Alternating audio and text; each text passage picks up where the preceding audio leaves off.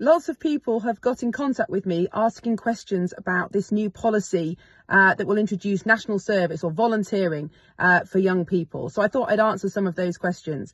Firstly, it's really important to make clear that no young person is going to be forced to do military service. The military service part of the scheme is for just 30,000 young people a year.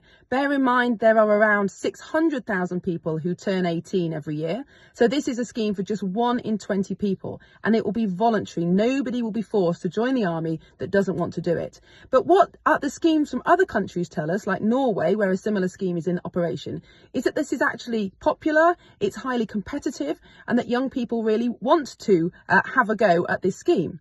I think it's really important to talk about the benefits that something like this will have for young people, that a lot of young people just don't have the opportunities that they need to develop the kind of skills, resilience, confidence, competence, self-belief that will give them the skills they need for life and work. And far too many young people leave university not knowing what they want to do, with huge amounts of debt, not necessarily having the skills they need for work, and really not having had those opportunities to develop those skills.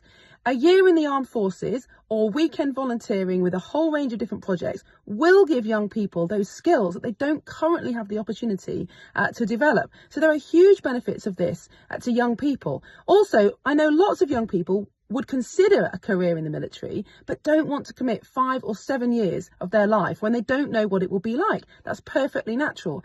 This is an opportunity to try it for just 1 year, to see if you like it, to see if it's a career that you would like to have, or whether you want to leave it behind at the end. So there are huge benefits to this scheme for young people. We know young people need more opportunities, need more chance to develop those skills, and lots of young people are up for that kind of adventure. So I think there are some really big benefits for young people. But of course there are benefits for society as a whole. We know our armed forces aren't big enough.